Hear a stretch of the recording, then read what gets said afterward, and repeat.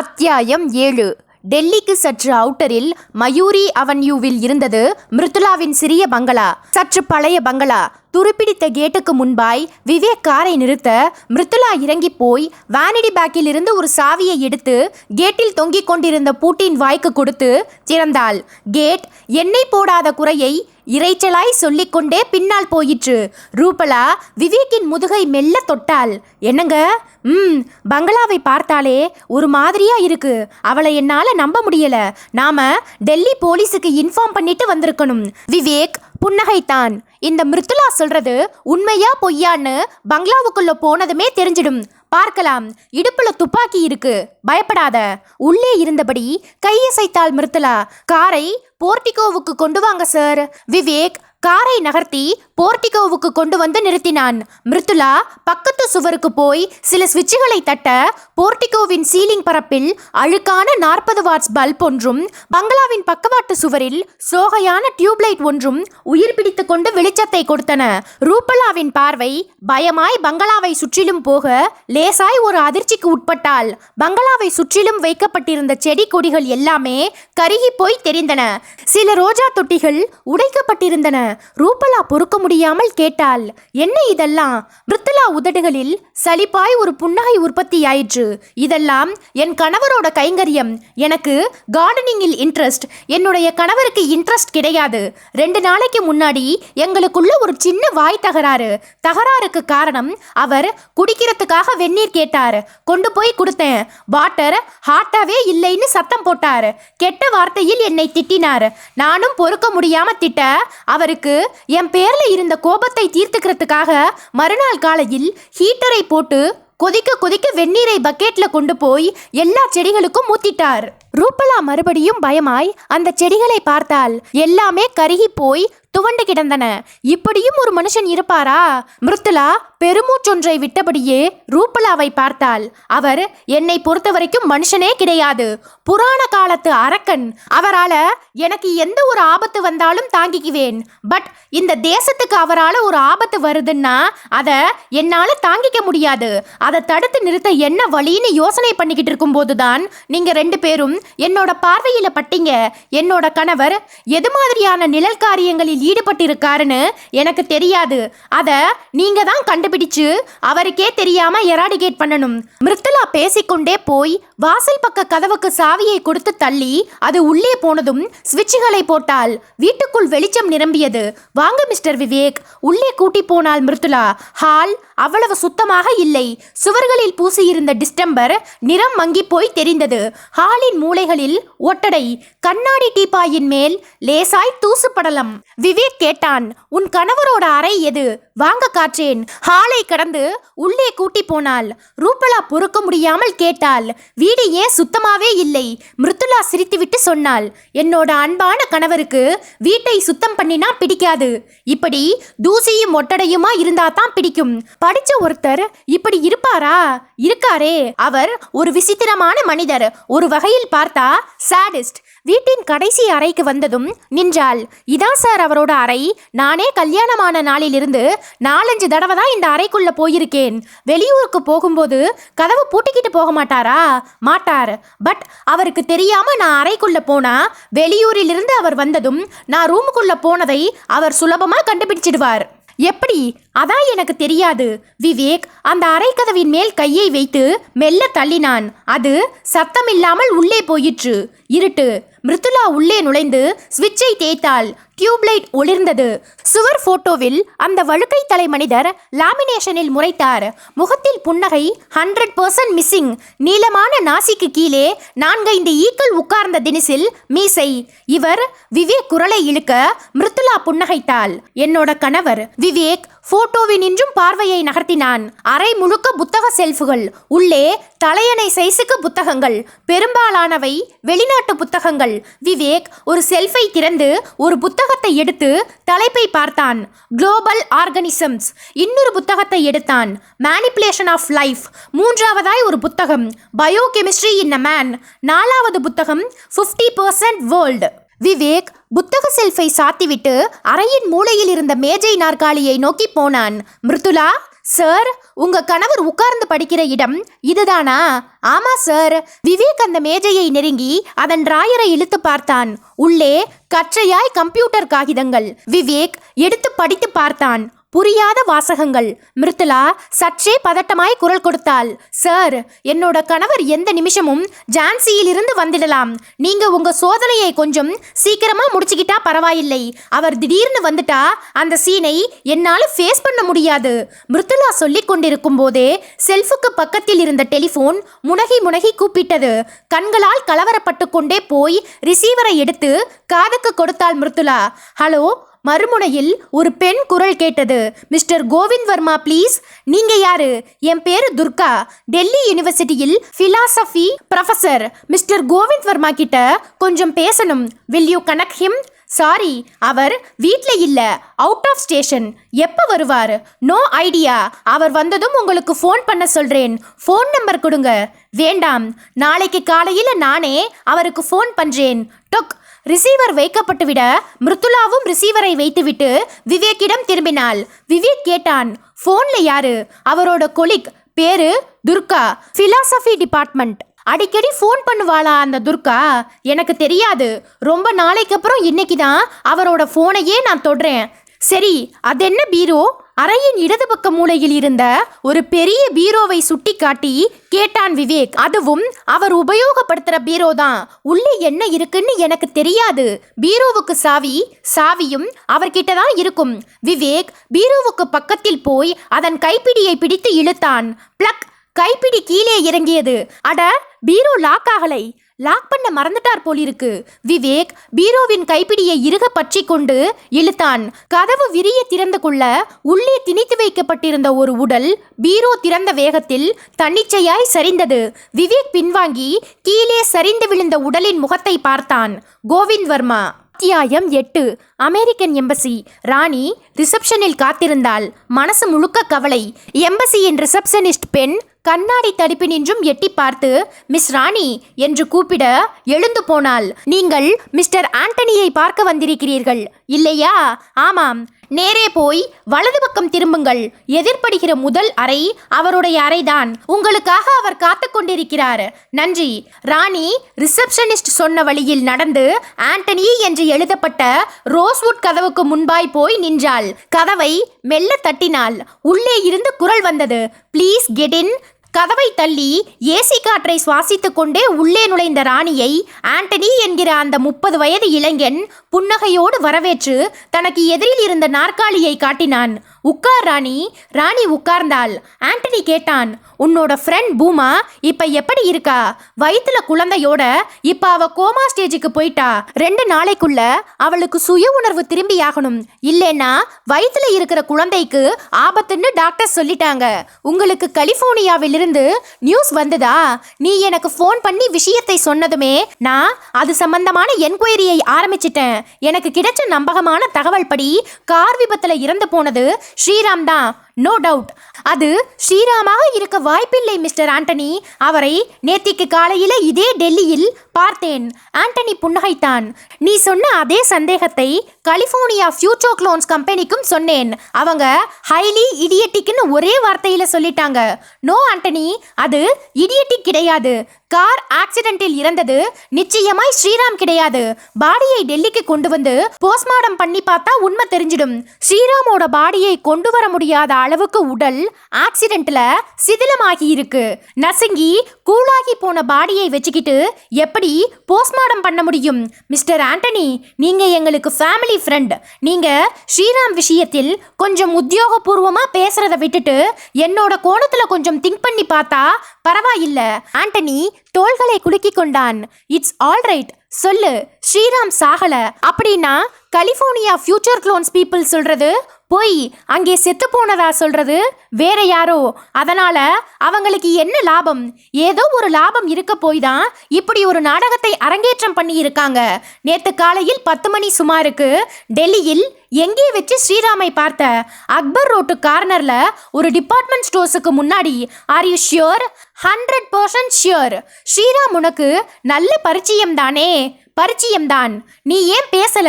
நான் ஒரு ஹலோ சொல்லி பேசுறதுக்கு முந்தி அவர் வேகமா யார் கூடவோ பேசிட்டே கார்ல போய் ஏறிக்கிட்டார். அந்த நபர் யாருன்னு தெரியுமா? நான் சரியா அவரை பார்க்கல. சரி, அவங்க கார்ல தானே ஏறி போனாங்க. ஆமா, எந்த கார்? ராணி யோசித்தாள். சில வினாடி யோசனைக்கு பின் சொன்னாள், ஒயிட் காண்டஸோ. நம்பர் நோட் பண்ணியா? இல்லை, பார்க்க முடியலை.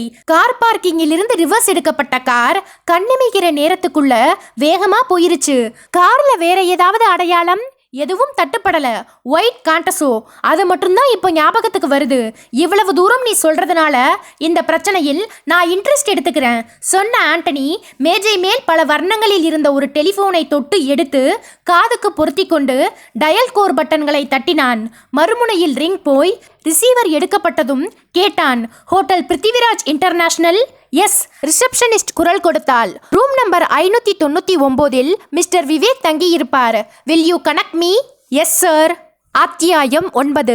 மிருதுளா அலறி பின்வாங்க, ரூபலா அதிர்ச்சியில் உறைந்து போய் சுவருக்கு சாய, விவேக் கீழே சரிந்து மல்லாந்து விழுந்திருந்த கோவிந்த் வர்மாவின் உடலுக்கு பக்கத்தில் போய் குனிந்தான். இடது பக்க மார்பில் அணிந்திருந்த சட்டையையும் மீறி கொண்டு உறைந்து போன ஒரு இரத்த காயம் தெரிந்தது. உடம்பின் மற்ற பாகங்களில் ஒரு சின்ன இரத்த தீச்சல் கூட இல்லை. திகைத்து போய் அழக்கூட தோன்றாமல் கணவனின் உடலையே வெறித்து பார்த்து கொண்டிருந்த மிருதுளாவை ஏறிட்டான் விவேக். உன்னோட கணவர் ஜான்சி போயிருக்கிறதா சொன்ன, பட் இப்படி பீரோவுக்குள்ள நின்னுக்கிட்டே தூங்கிட்டு இருக்காரே எப்படி? மிருதுளாவின் கண்களில் இப்போது நீர் எட்டி பார்த்தது. உதடுகள் இரண்டும் டெலிபிரிண்டர் தாள் மாதிரி துடித்தது. எனக்கு இது எப்படி தெரியல. காம்பவுண்ட் கேட் பூட்டி இருக்கு, வாசல் கதவும் பூட்டி இருந்தது. பூட்டின வீட்டுக்குள்ள உன்னோட கணவர் கொலை செய்யப்பட்டிருக்காரு. உறைந்து போயிருக்கிற இந்த ரத்தத்தை பார்க்கும்போது சம்பவம் நடந்து 12 மணி நேரம் ஆயிருக்கும் போலிருக்கே. மிருதுளாவின் அழுகை பெரிதாயிற்று. எனக்கு ஒண்ணுமே புரியல சார். இப்ப நான் கேட்க போற கேள்விக்கு யோசனை பண்ணி பதில் சொல்லு. உன்னோட கணவர் காலையில எத்தனை மணிக்கு வெளியே கிளம்பினார்? 6 மணிக்கு. அவர் ஜான்சிக்கு போறதா உன்கிட்ட சொன்னாரா? இல்லை. பின்ன எப்படி அவர் ஜான்சிக்கு தான் போறாருன்னு உனக்கு தெரியும்? போன்ல யார்கிட்டயோ சொல்லிட்டு இருந்தாரு. யார்கிட்டயோன்னா யாரு? எனக்கு தெரியாது. சரி, உன் கணவர் காலையில புறப்பட்டு போனதை நீ பாத்தியா? பார்த்தேன். எதுல போனார்? ரயில்வே ஸ்டேஷனுக்கு போறதுக்காக தெருமுனைக்கு போய் ஒரு ஆட்டோ பிடிக்கிறதை பார்த்தேன். சரி, நீ வீட்ல இருக்காம எங்கே போன? அவர் எப்ப ஜான்சி புறப்பட்டு போனாலும் சரி, நானும் வீட்ல இருக்க பிடிக்காம என்னோட ஃப்ரெண்ட்ஸுகளை பார்க்க கிளம்பி போயிடுவேன். சாயந்தரம் 6-6:30 மணிக்கு மேலதான் திரும்பி வருவேன். இன்னைக்கு காலையில் எத்தனை மணிக்கு நீ வீட்டை விட்டு கிளம்பின? காலையில 10 மணி சுமாருக்கு கிளம்பி ஒரு ஃப்ரெண்டை பார்க்க போனேன். மத்தியானம் 1 மணி வரை அவ வீட்டிலேயே இருந்துட்டு அங்கேயே சாப்பிட்டுட்டு மத்தியானம் சாணக்கியா தியேட்டர்ல படம் பார்த்துட்டு சாயந்தரம் ரீகல் சர்க்கிள் பக்கமா வரும்போதுதான் உங்களை பார்த்தேன்.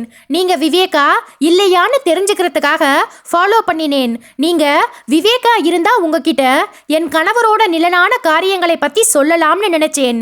நீங்க விவேக் தான்னு தெரிஞ்சதும் சந்தோஷப்பட்டு என் கணவரை பத்தின எல்லா விவரங்களையும் சொல்லி வீட்டுக்கு கூட்டிட்டு வந்தேன். ஆனா வீட்ல இப்படி ஒரு விபரீதத்தை நான் எதிர்பார்க்கல. பூட்டின வீட்டுக்குள்ள இவர் எப்படி உள்ளே வந்தார்?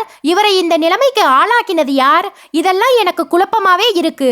விவேக் கேட்டான். ஜான்சிக்கு போறேன்னு சொன்னவர் வீட்டுக்கு ஏன் வந்தார்? இவர்கிட்ட மாற்று சாவி ஏதாவது இருந்ததா?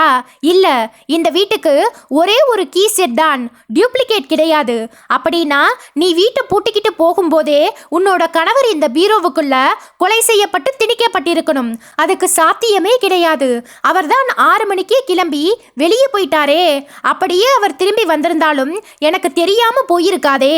அவர் ரயில்வே ஸ்டேஷனுக்கு போக ஆட்டோ ஏறினதை நீ பாத்தியா? பார்த்தேன். அவர் எந்த ஆட்டோவில் ஏறினார்னு தெரியுமா? தெரியாது. விவேக் அங்கிருந்த டெலிபோனை தொட்டு ரிசீவரை எடுத்துக்கொண்டு டயலில் எண்களை தட்டி டெல்லி போலீஸ் கண்ட்ரோல் ரூமை தொடர்பு கொண்டு கோவிந்த் வர்மாவின் மரணத்தை பற்றி சொல்லிவிட்டு ரிசீவரை வைத்தபடி மிருதுளாவிடம் கேட்டான். அந்த ஆட்டோ ஸ்டாண்ட் இங்கிருந்து எவ்வளவு தூரம்? 1/2 கிலோமீட்டர் தூரம் இருக்கும். விவேக் ரூபலாவிடம் திரும்பினான். ரூபி, டெல்லி போலீஸ் இன்னும் 10 நிமிஷத்துக்குள்ள இங்கே வந்துரும். போலீஸ் சம்பந்தப்பட்ட ஃபார்மாலிட்டிஸை ஆரம்பிச்சிருவாங்க. அதுக்குள்ள நான் அந்த ஆட்டோ ஸ்டாண்டுக்கு போய் ஒரு என்கொயரி பண்ணிட்டு வந்துடுறேன். ரூபலா கோவிந்த் வர்மாவின் உடலை பயமாய் பார்த்து கொண்டிருக்கும் போதே விவேக் வீட்டை விட்டு வெளியேறி வாசலுக்கு போயிருந்தான். அத்தியாயம் 10. ஆண்டனி டெலிபோனில் காத்திருக்க ஹோட்டல் ரிசப்ஷனிஸ்ட் பேசினாள். சாரி சார், மிஸ்டர் விவேக் அவருடைய அறையில் இல்லை, வெளியே போயிருக்கிறார். எப்போது போனார்? தெரியவில்லை சார். நான் டியூட்டிக்கு வந்து 10 நிமிடம்தான் ஆகிறது. It's alright. வெளியே போயிருக்கிற மிஸ்டர் விவேக் எப்போது திரும்பி வந்தாலும் எனக்கு டெலிஃபோன் பண்ண சொல்லவும். உங்கள் டெலிஃபோன் நம்பர் சார்? ஆண்டனி தன்னுடைய டெலிஃபோன் எண்களை சொல்லி ரிசீவரை வைத்துவிட்டு எதிரில் உட்கார்ந்திருந்த ராணியை பார்த்தான். ராணி, ஸ்ரீராம் இப்போது உயிரோடு இருக்கிறாரா இல்லையா என்பதுதான் உன்னுடைய பிரச்சனை இல்லையா? ஆமாம், Madras crime branch officer Vivek இப்போ டெல்லியில் இருக்கார். இது மாதிரியான காம்ப்ளிகேட்டட் கேஸ்களை எல்லாம் அவர் நல்ல முறையில் டீல் பண்ணுவார். ராணியும் மலர்ந்தாள். மிஸ்டர் விவேக்கை பற்றி நானும் கேள்விப்பட்டிருக்கேன் சார். அவர் இந்த ஸ்ரீராம் கேஸை டீல் பண்ணினா நிச்சயமா உண்மை வெளியே வரும். மிஸ்டர் விவேக் உங்களை கான்டாக்ட் பண்ணினதும் எனக்கு இன்ஃபர்மேஷன் கொடுங்க. நான் அவரை வந்து மீட் பண்றேன். Sure, I will inform you. Rani எழுந்து விடை பெற்று கொண்டு போனதும் ஆண்டனி ஒரு ஃபைலை எடுத்து வைத்துக்கொண்டு தன் வேலையை கவனிக்க ஆரம்பித்தான். ஒரு 5 நிமிஷம் கரைந்திருந்த போது டெலிஃபோன் கூப்பிட்டது. ரிசீவரை எடுத்து பேசினான். S mister Antony. ஆண் குரல் கேட்டது. S holding. ஆண்டனி, உங்களுக்கு கல்யாணமாகி வீட்டில் அழகான பொண்டாட்டியும் 5 வயசுல ஒரு பெண் குழந்தையும் இருக்கிறதாக கேள்விப்பட்டேன். உண்மையா? நீங்க யாருன்னு சொல்லவே இல்லையே. வேண்டியதில்லை, ஒரு விஷயத்தை மட்டும் நீங்க தெரிஞ்சுக்கிட்டா போதும். என்ன, உங்க பொண்டாட்டிக்கு புருஷனா குழந்தைக்கு அப்பாவா இருக்க ஆசைப்பட்டீங்கன்னா எம்பசியில் என்ன வேலை இருக்கோ அதை மட்டும் பாருங்க.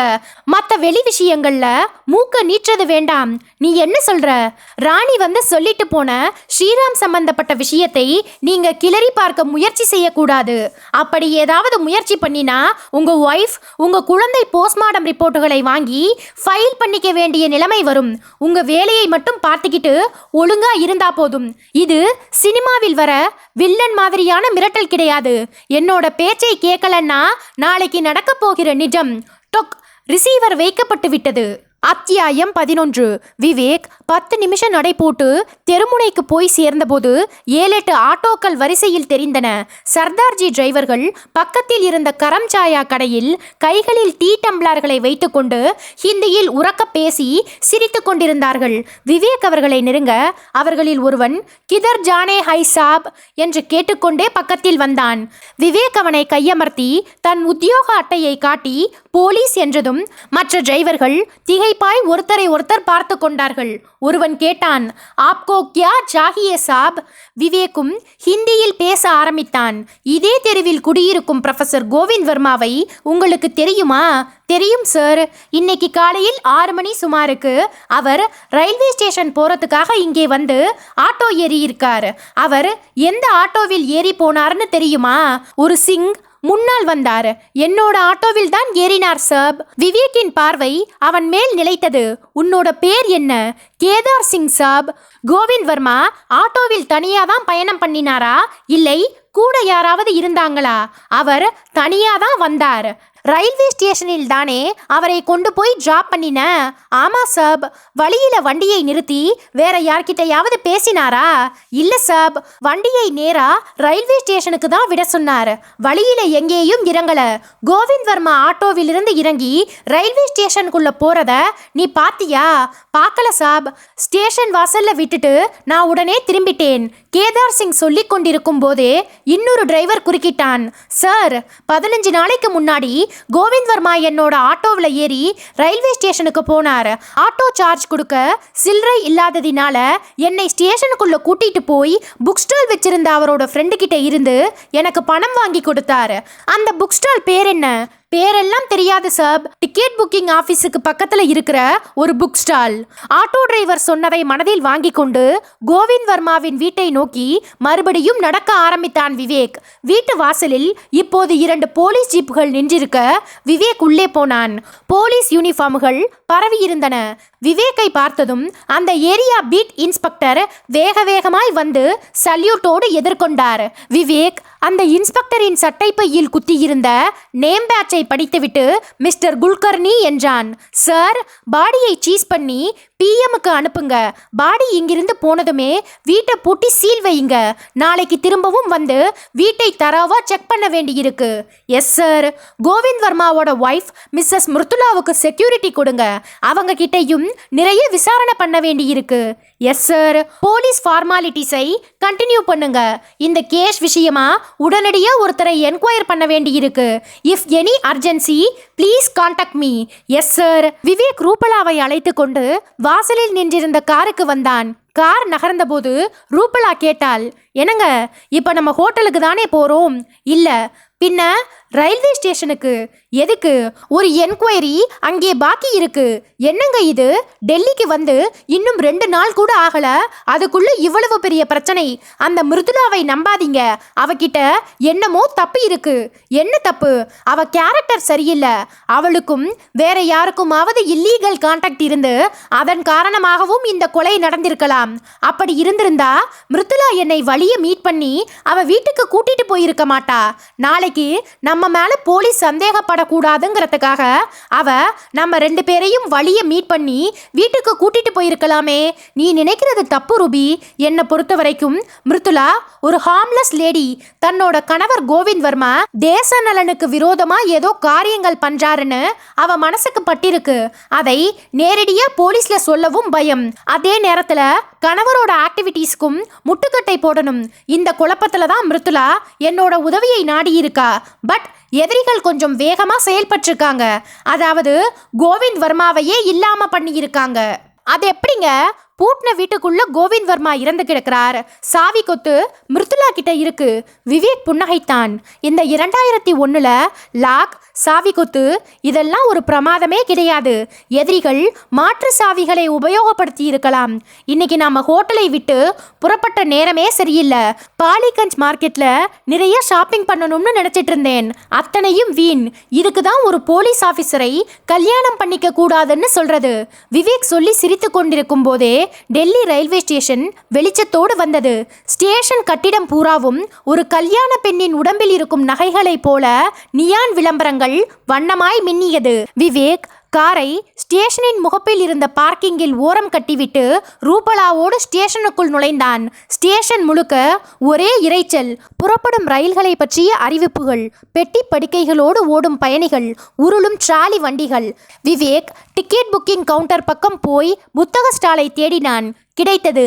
ஆப்கா புக் ஸ்டால். எல்லா மொழிகளிலும் புத்தகங்கள் காய்ந்து தொங்கின. ஸ்டேஷனுக்கு முன்பாய் நின்று 4-5 பேர் புத்தகங்களை புரட்டி பார்த்து கொண்டிருக்க விவேக் கடைக்குள் பார்வையை போட்டான். கண்ணாடி அணிந்து தலை நரைத்த மனிதர் ஒருவர் புத்தகங்களை அடுக்கி வைத்துக் கொண்டிருக்க விவேக் அவரை நெருங்கி எக்ஸ்கியூஸ் மீ என்றான். அவர் நிமிர்ந்தார். நெற்றியில் சந்தன கீற்று, ஷர்ட் பட்டன் கலஞ்ச மார்பில் துளசி மணி மாலை. விவேக் கேட்டான் மலையாளத்தில், நீங்க கேரளாவா? அவர் தலையசைத்தார். ஆமா, நான் மெட்ராஸ். ஓ, தமிழ் புத்தகம் வேணுமா? விகடன், குமுதம், கிரைம் நாவல் எல்லாமே இருக்கு. சாரி, நான் புஸ்தகம் வாங்க வரலை. உங்ககிட்ட ஒரு விஷயம் பேசிட்டு போலாம்னு வந்தேன். அவர் குழப்ப முகத்தோடு சொல்லுங்க என்றார். விவேக் குரலை தாழ்த்தி கொண்டு கேட்டான், ப்ரொஃபசர் கோவிந்த் வர்மா காலையிலே இங்கே வந்திருந்தாரா? அவர் சந்தேகமாய் பார்த்தார். எதுக்காக கேட்குறீங்க? இது ஒரு என்கொயரி தான். என்கொயரியா? எதுக்காக என்கொயரி? விவேக் புன்னகைத்தான். நான் மெட்ராஸ்ன்னு மட்டும்தான் உங்களுக்கு தெரியும். ஆனா ஒரு போலீஸ் ஆஃபீஸர்னு தெரியாது இல்லையா? என்னது, போலீஸ் ஆஃபீஸரா? Crime branch. தன் உத்தியோக அட்டையை எடுத்து அவர் முகத்துக்கு நேரே பிடித்தான் விவேக். அவர் பார்த்துவிட்டு மிரண்டார். எதுக்காக இந்த என்கொயரி? அவர் இப்போ உயிரோடு இல்லை. எப்படி? அவருடைய கண்கள் திக்கிட்டு போயிருந்தன. கொலை. இப்போது அவருடைய முகம் வியர்வை பூத்தது. விவேக் புன்னகைத்தான். இனிமேலாவது என்னோட கேள்விகளுக்கு பதில் சொல்லுவீங்களா? அவர் ஒரு இயந்திரம் போல் தலையசைத்தார். விவேக் தொடர்ந்தான். இன்னைக்கு காலையில் 6 மணியிலிருந்து 7 மணிக்குள்ளாக கோவிந்த் வர்மா உங்களை வந்து பார்த்தாரா? பார்த்தார். ஜான்சி போறதுக்காக ரயில்வே ஸ்டேஷனுக்கு வந்தார். ஆனா போகல. ஏன்? அவர் எப்போ ஜான்சிக்கு போகிறதா இருந்தாலும் என்கிட்ட வந்து ஒரு 10 நிமிஷமாவது பேசிட்டு படிக்கிறதுக்காக கொஞ்சம் புக்ஸும் வாங்கிட்டு போவார். இன்னைக்கும் அதே மாதிரி வந்தார், என்கிட்ட பேசிட்டு இருந்தார். திடீர்னு அவருக்கு ஒரு செல்ஃபோன் வந்தது, பேசினார். பேசிட்டு என்னை பார்த்தார். முக்கியமான ஃப்ரெண்ட் ஒருத்தர் இறந்துட்டதா தகவல். இன்னைக்கு ஜான்சி பயணம் கேன்சல், நாளைக்கு மறுபடியும் வரேன்னு சொல்லிட்டு கிளம்பிட்டார். யார் அந்த முக்கியமான ஃப்ரெண்ட் தெரியல, அவரும் சொல்லல, நானும் கேட்கல. செல்போன்ல பேசிட்டு அவரும் உடனடியா கிளம்பிட்டார். உங்களுக்கு கோவிந்த் வர்மா எப்படி பழக்கம்? அவர் என்னோட ஆரம்ப கால கஸ்டமர். அந்த நெருக்கம் கொஞ்சம் கொஞ்சமா அதிகமாகி அவர் ஒரு ஃப்ரெண்டு மாதிரியே பழக ஆரம்பிச்சிட்டாரு. உங்க பேரு தங்கப்பன், சொந்த ஊரு எர்ணாகுளம். எத்தனை வருஷமா இந்த புக் ஸ்டால் வியாபாரம்? 20 வருஷமா. ஃபேமிலி எல்லாம் கேரளாவில் தான். வருஷத்துக்கு 2 தடவை ஊருக்கு போயிட்டு வருவேன். சரி, கோவிந்த் வர்மா எதுக்காக அடிக்கடி ஜான்சி போயிட்டு வராருன்னு தெரியுமா? தெரியும். எதுக்காக? அது வந்து சொல்லுங்க. ஜான்சியில் அவருக்கு வேண்டிய ஒரு பொண்ணு இருக்கு. வேண்டிய பொண்ணுன்னா இல்லீகல் டச்சா? அதேதான். இந்த வயசில பெண்கள் விஷயத்தில் அவர் ரொம்பவும் வீக். கோவிந்த் வர்மாவோட ஒய்ஃப் மிருத்துலாவை நீங்க பார்த்துருக்கீங்களா? இல்லை. ஃப்ரெண்டுன்னு சொல்றீங்க, கோவிந்த் வர்மா வீட்டுக்கு நீங்க போனதே இல்லையா? போனதில்லை. பழக்கமெல்லாம் இந்த ரயில்வே ஸ்டேஷன் புக் ஸ்டாலோடு சரி. அவரும் என்னை கூப்பிட்டதில்லை, நானும் அவரை தேடிக்கிட்டு வீடு வரைக்கும் போனதில்லை. ஆனா மிருத்துலாவை பத்தி அவர் என்கிட்ட சொல்லியிருக்காரு. என்ன சொல்லியிருக்காரு? அவளுக்கு லேசா மென்டல் டிசார்டராம். ஒரு நேரம் மாதிரி இன்னொரு நேரம் பிஹேவ் பண்ண மாட்டாளாம். இந்திய நாட்டு மேல அவளுக்கு அபாரமான பற்றாம். இந்தியா கிரிக்கெட்ல தோத்தா டிவி பெட்டியை அடிச்சு நொறுக்கி தூள் தூளா பண்ணிடுவாளாம். இப்படி ஏதேதோ என்கிட்ட சொல்லி இருக்காரு. கோவிந்த் வர்மாவுக்கு இந்த ஊர்ல வேற யார் யாரெல்லாம் ஃப்ரெண்ட்ஸ் எனக்கு தெரியாது. சரி, ஜான்சியில் அவர் இல்லீகல் டச் வச்சிருக்கிற பொண்ணு யாருன்னு தெரியுமா? தெரியாது. இதோ பாருங்க தங்கப்பன், கோவிந்த் வர்மாவை பத்தி உங்களுக்கு என்னென்ன உண்மைகள் தெரியுமோ அதுல எதையுமே மறைக்காம என்கிட்ட சொல்லிடுறது உத்தமம். அவரை பத்தின உண்மைகள் வெளியே வந்தாதான் கொலையாளி யாருன்னு கண்டுபிடிக்க முடியும்.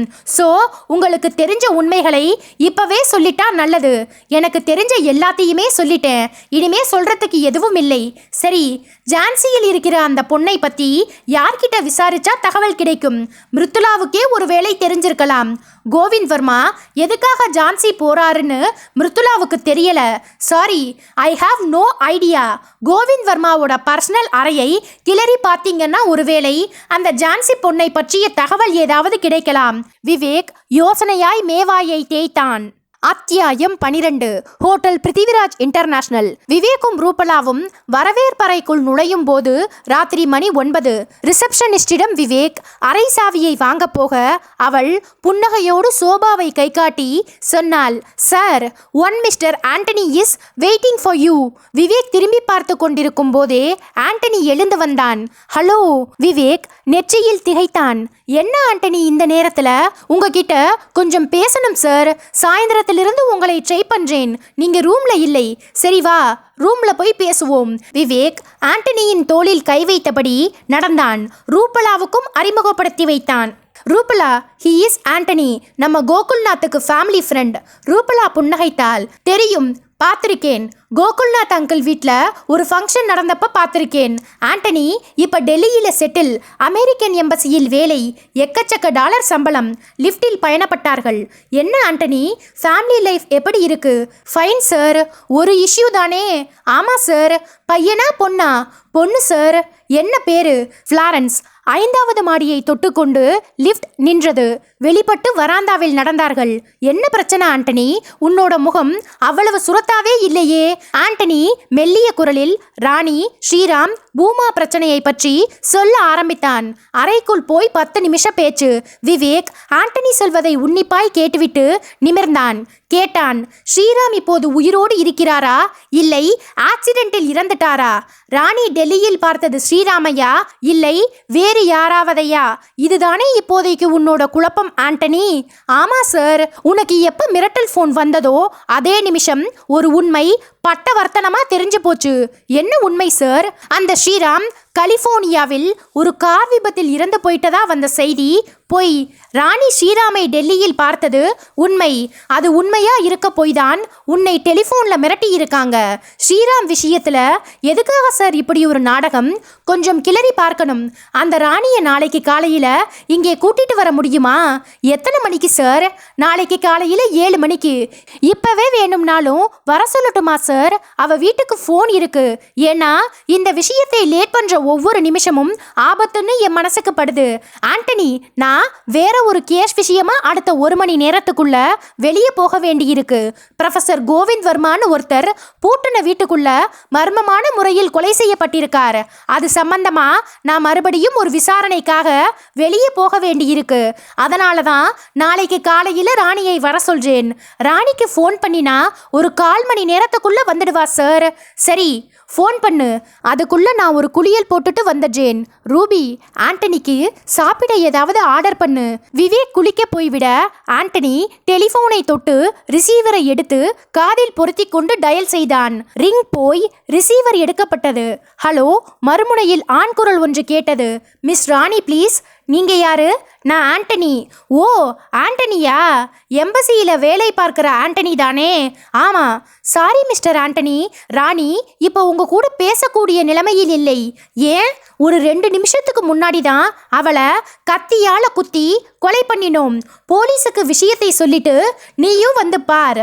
மறுமுனையில் பெரிய சத்தத்தோடு ரிசீவர் சாத்தப்பட்டது.